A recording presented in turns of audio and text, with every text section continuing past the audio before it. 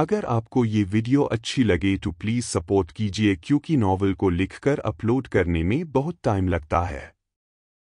Chapter 11 Jabbar और आर्यन का सामना। तो जैसा कि हमने अभी तक पढ़ा है कि कैसे आर्यन अंजलि की बकबक से परेशान हो जाता है और अंजलि आर्यन को बताती है कि अनंत नेता के घर में से यहाँ से बाहर निकलने का रास्ता है। अब आगे। फिर आर्यन और अंजलि अपने चेहरे पर मास्क लगाकर निकलते हैं अनंत नेता के घर की ओर। जैसे ही वो शहर में आते हैं जहां ज्यादा चहलकदमी थी तब वो देखते हैं हर जगह उन दोनों के पोस्टर लगे हुए हैं और लिखा था कि उन्हें पकड़ने वाले को 10,000 सोने के सिक्के दिए जाएंगे। ये सब देखकर दोनों समझ जाते हैं कि उनका सफ़र आसान नहीं होगा, पर वो रुकते नहीं हैं, वो आगे बढ़ते रहते हैं। जब वो आगे बढ़ ही रहे थे कि न जाने क्यों पर बहुत से लोग उन्हें घूर कर देख रहे थे। तभी अंजलि एक आदमी से टकरा जाती है और उसका मास्क गिर जाता है। उसी वक्त एक आदमी अंजलि को देखकर पहचान जाता है और वो चिल्लाकर बोलता है, ये तो वही लड़की है जिस पर 10,000 सोने के सिक्कों का इनाम है। और जब वो आदमी चिल्लाकर ये कहता है तो सबका ध्यान अंजलि पर चले जाता है और वो उनकी तरफ भागने लगते हैं। तब वो आदमी जो चिल्लाया था वो अंजलि का हाथ पकड़ लेता है और अंजलि के कुछ समझने से पहले ही वो अंजलि को अपनी ओर खींच लेता है और उस आदमी को अंजलि के साथ ऐसा करते देख आर्यन को भी गुस्सा आ जाता है और तब आर्यन उसे एक मुक्का मारकर दूर फेंक देता है। आर्यन और अंजलि उस आदमी से बचते ही है कि वो देखते हैं और भी बहुत से लोग उनकी तरफ भागते हुए आ रहे थे। इतने लोगों को अपनी तरफ आता देख पहले तो आर्यन मन ही मन अंजलि को थोड़ा कोसता है कि कैसी लड़की है, एक मास्क नहीं संभाल सकती, और फिर अंजलि का हाथ पकड़ वो भागने लगता है। अभी वो दोनों थोड़ी दूर ही भागे थे कि कुछ लोग उन्हें आगे से भी घेर लेते हैं और ऐसे ही करते करते लोग उन्हें चारों तरफ से घेर लेते हैं। उनमें से हर कोई या तो संत स्तर पर या फिर महान संत स्तर पर था और कुछ लोग तो गॉडली लेवल एक्सपर्ट भी थे। आर्यन जानता था कि अगर यहाँ पर कुछ लोग होते तो वो उनको मारकर आसानी से यहाँ से भाग सकता था, लेकिन यहाँ पर 10,000 सोने के सिक्कों के लालच में बहुत सारे लोग इकट्ठा हो गए हैं और वो चाहे कि भी इन सबसे एक साथ नहीं लड़ सकता था। तो वो घुटनों के बल जमीन पर बैठ जाता है और अंजलि को भी खींचकर घुटनों के बल बैठा देता है और बोलता है, मैं सरेंडर कर रहा हूँ। अंजलि ये सुनकर आर्यन को कुछ बोलने ही वाली होती है, तभी वो अंजलि को चुप करा देता है और वो बोलता है, हम सरेंडर तो कर रहे हैं, पर तुम में से हमें लीडर जब्बार के पास लेके कौन जाएगा?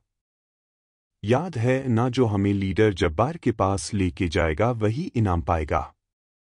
तो बताओ जल्दी जल्दी हमें कौन लेके जाएगा? तुम लेके जाओगे? आर्यन एक आदमी की तरफ उंगली उठाकर बोलता है, या फिर तुम वो दूसरे आदमी की तरफ उंगली उठा के बोलता है, मैं लेके जाऊंगा। तभी एक महान संत का आदमी बोलता है और वो इतना बोलकर आर्यन और अंजलि की ओर बढ़ता ही है कि तभी एक आदमी उसे पीछे से चाकू मार देता है और बोलता है, बड़ा आया इनको लेकर, लीडर जब्बार के पास जाने वाला, इन्हें लेकर तो मैं जाऊंगा।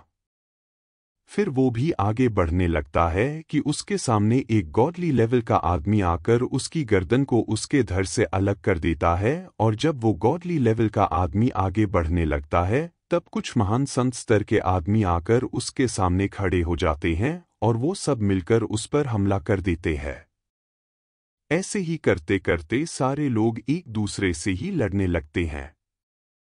इसी बात का फायदा उठाकर आर्यन अंजलि को गोद में उठाता है और हवा में उड़ जाता है। असल में उसने बस कुछ समय लेने के लिए ये सब किया था ताकि वो लाइब्रेरी के 3rd फ्लोर पर जाकर उड़ने वाली तकनीक सीख सके। असल में जब आर्यन गॉडली लेवल पर आया था तब उसे कुछ रिवॉर्ड्स मिले थे। लाइब्रेरी का 3rd फ्लोर भी उनमें से एक है। उस फ्लोर की खासियत ये थी कि वो किसी भी तरह की, किसी भी लेवल की तकनीक बनाकर आर्यन को दे सकता था, पर उसके लिए आर्यन को लाइब्रेरी को ब्लू डायमंड देने होंगे।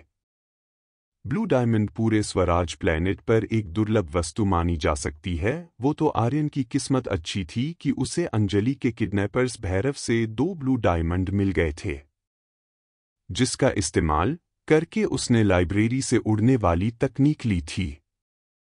स्वराज पर बिना उड़ने वाली तकनीक के बस हाइकिंग एक्सपर्ट ही हवा में उड़ सकते हैं, लेकिन स्वराज ग्रह पर कुछ ही उड़ने वाली तकनीक है जिसकी वजह से हर कोई उन्हें नहीं पा सकता।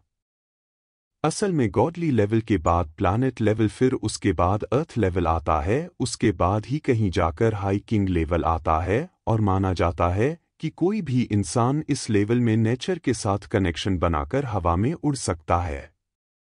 वही दूसरी तरफ आर्यन और अंजलि हवा में उड़कर अनंत नेता के घर के पास पहुंचे ही थे कि तभी उन दोनों के पीछे से एक आग का गोला आकर बिल्कुल उनके सामने से गुजरता है।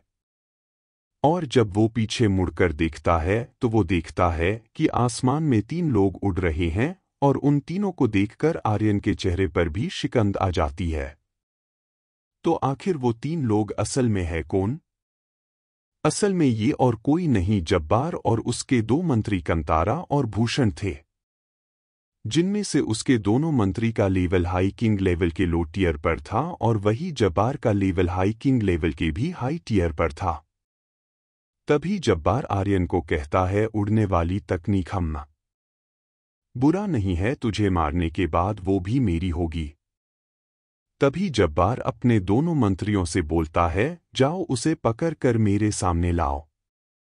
और जब्बार के ऐसा कहते ही उसके दोनों मंत्री कंतारा और भूषण आर्यन की ओर आने लगते हैं, तो आर्यन भी उनसे लड़ने को तैयार हो जाता है।